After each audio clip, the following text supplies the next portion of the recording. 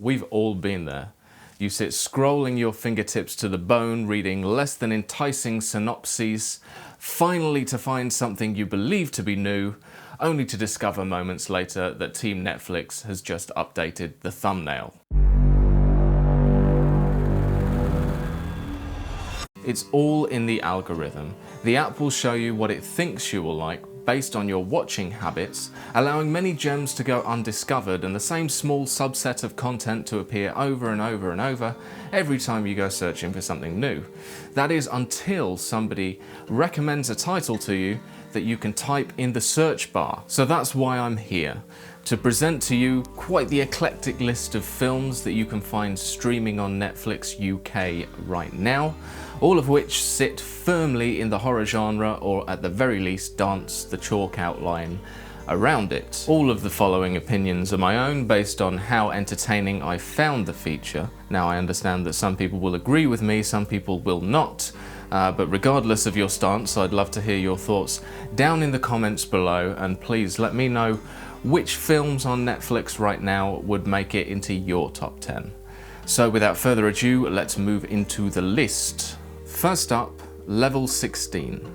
Set in a concrete windowless boarding school for girls, our lead Vivienne, played by Katie Douglas, and her ex-best friend embark on a dangerous search to discover the brutal truth behind the school and its staff. The cast in this film do a stellar job of portraying their roles, and the clinical, bleak art direction is as on point as the cinematography and score.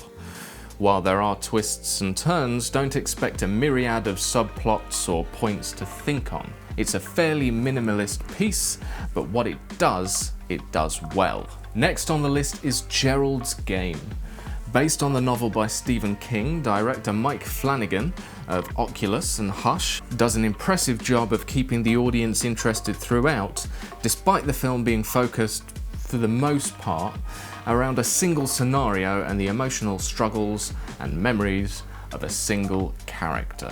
A couple heads out to a lake house to spice up their marriage. Unfortunately, the husband suffers a mid-coital heart attack, leaving the wife handcuffed to the bed with no means of escape. The lack of soundtrack, chilling concept, and the powerful performance from the film's lead allows the viewer to become enveloped in the character's backstory. King does create some brilliant characters in his work, and Gerald's Game is no exception to the rule. I can't say too much without spoiling the plot, but this movie comes highly recommended for those that enjoy subtle psychological thrillers with the odd splatter of blood. In 8th position, as if these films are in any particular order, comes quite possibly the most surprising inclusion to this list. That is Happy Death Day. This is a guilty pleasure movie that you shouldn't feel too guilty about, as it's actually a pretty good film if you go in knowing exactly what to expect. Think Groundhog Day meets Scream with lashings of sarcastic humour, and you'd be pretty close. Birthday girl Tree Gelbman relives the same day over and over, ending with her being murdered by a masked killer. The trailer is likely to make you roll your eyes hard enough to cause a migraine, but give this movie a chance and you will be glad that you did. Jessica Roth leads this Blumhouse-produced slasher and nails the brilliantly written main character, showing a minimal range of emotions, steadily leaning towards the sheer annoyance in the fact that tomorrow never comes. This movie will take you down many different alleys, thinking you know where the story is leading, only to discover that you're totally wrong.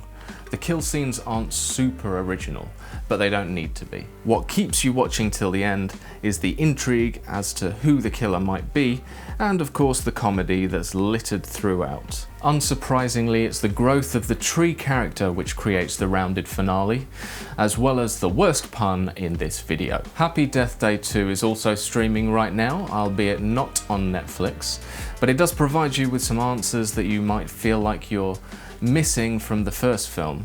I recommend watching both in succession, but the OG is definitely the better of the two. Well, despite me wanting to focus this list on contemporary horror you might not have seen, there is one classic that had to make its way onto my top 10, and that is Videodrome. In this 1983 Cronenberg classic, one of my favourite films of all time, a sleazy cable TV exec discovers a new kind of brutal reality show and attempts to secure it for his channel, all the while delving deeper into the can of worms he's just opened. In every respect, Videodrome is a fantastic movie. It elicits disgust and intrigue in equal amounts in every scene. Cronenberg often laces his films with underlying philosophy, and in this case it's relating to our unhealthy relationship with television, which is a pretty funny concept to present via a screen. Don't let that put you off though. If you haven't already seen Videodrome, I feel it's one of the real must-see films on this list. In my eyes, this is a key foundation to the modern techno-horror genre, and while it's difficult to say too much about the story without throwing out some spoilers, expect hallucinations, whips, cigarette burns, and fantastic practical effects. Just watch it. If you haven't watched it, just watch it right now. As one of the most recent films on this list, The Platform is another conceptual piece, this time looking at society in a grim and chilling manner. The Platform focuses in on a vertical prison, 2 people per floor, with a single platform filled with food travelling from the top floors to the bottom, with each floor getting just a couple of minutes to feed. Those at the top get their fill, those towards the bottom get the scraps, if anything at all. Each month, the prisoners wake up on a new floor, apparently at random, giving them feast or famine. This is one of the best films that I've seen in a long time, and I can see why there's so many people talking about it on YouTube right now. It's a clear, blatant metaphor for the ups and downs we all face in life, as well as the tier system of society itself. But more importantly than that, it has some brilliant characters and scenarios that conjure all kinds of emotions throughout the film. If you've seen Snowpiercer, you'll have an idea of what to expect here, but while Bong Joon-ho's take on the concept showed camaraderie, The Platform serves isolation and an everyman for himself kind of vibe. Even if you watch this without contemplating the meanings of each well-constructed element though, you'll still have a great experience. And speaking of great experiences, if you're finding this video entertaining, useful, informative in any way, please hit that like button and consider subscribing for more videos. It's totally free and it helps me out a lot. I've got many more of these videos planned, and your support allows them to come to fruition. Number 5 on the list is The Perfection.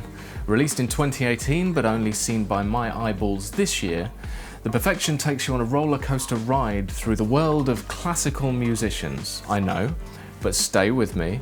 This film is to cellists what Suspiria is to ballerinas. The production quality and the acting are both top-notch, and the story keeps you hooked and guessing all the way through. If you're into your gore, this might be a good choice for you. It's got a bunch of brutality, and the brutality is justified, which makes a nice change. The story is a bit far-fetched, but hey, the next film on my list is about a corpse that is not really a corpse, but a vessel for some kind of demonic force that goes after morticians for some reason. You might have guessed it, but number 4 on our list is The Autopsy of Jane Doe. Brian Cox and Emile Hirsch play a father and son duo of morticians who are set to perform an autopsy on an unnamed corpse, hence the title. The atmosphere and the scene setting are killer within this film. It feels like a real horror movie, not something with silly gimmicks strewn throughout. As the story unfolds, the director has you firmly stuck to the edge of your seat. But what makes this such a brilliant piece of cinema is the really believable father and son interactions between the 2 protagonists, and how real the process of the autopsy feels. Well, despite the weirdness that gradually builds into insanity. Now, there aren't many twists and turns here. It's a pretty linear story, but it's a very, very good one. I really enjoyed this film when I caught it in the cinema, and I've watched it on more than one occasion since. Next up is The Ritual, another film that relies on atmosphere over jump scares, which is always nice in today's climate. Directed by David Bruckner, who also did Southbound and VHS, both of which were super fun anthology horrors that came out a few years back, The Ritual presents a very real, well-crafted story with good characters and a strong premise. A group of guys get together to celebrate the life of a recently killed friend, by undertaking one of his favourite pastimes: hiking. From there, a shortcut through the woods and one wrong turn after another plants them in the hunting ground of an ancient evil. The first 2 acts are stronger than the finale, but it's still very much worth watching to the end. Scott Derrickson's Sinister is a great movie. Quite possibly the creepiest one on this list. There is so much spooky content in here. You'll probably have to watch it a couple of times to pick up on all the subtleties and nuances in each scene. A true crime writer finds an old projector and reels of film in the house that he and his family have just moved into. Watching the home movies late at night, in the dark, with a glass of whiskey in his hand, which is unsurprisingly similar to how I experienced this film, he discovers many disturbing films went on between the walls of his new castle. He delves deeper, and the bumps in the night naturally get bumpier. If you jump at movies like I do, you will burn more calories during this 2 hours than the rest of the week at the gym. Let's talk about The Endless. Now, this is more of a sci-fi thriller than a traditional horror, but it did appeal to me, I enjoyed it, so I imagine a lot of other horror fans will as well. Written by, directed by, and starring Justin Benson and Aaron Moorhead, 2 brothers escape a UFO death cult as kids and head back as adults to get some answers after receiving a cryptic tape through the post. There is a lot of really solid reveals and very unique elements throughout, but there's also a lot of mysteries left to ponder. I recently read that this movie is best watched as a follow-up to the duo's first film, Resolution, as both films take place in the same universe, which helps to round it out. Honestly, I find a lot of the cult-focused horror to be quite samey, but this one really broke the mould. It's got brilliant effects, great story, top marks from me. And that's a wrap. 10 of the best horror films streaming on Netflix UK right now. If you're watching this in the future, the films might still be on Netflix, they might be on Prime, they might be on some other service. You might have to rent them. I don't know. Go and see if Blockbuster's open. Please do not be offended if your favourite film did not make it to the list. This is just an opinions game. It's not an exhaustive list. I enjoy a lot of the other content on there. I just had to choose 10 that really jumped out and I would watch over and over again. So with that, thank you very much for watching. My name is Dee Christopher and I will see you in the next one.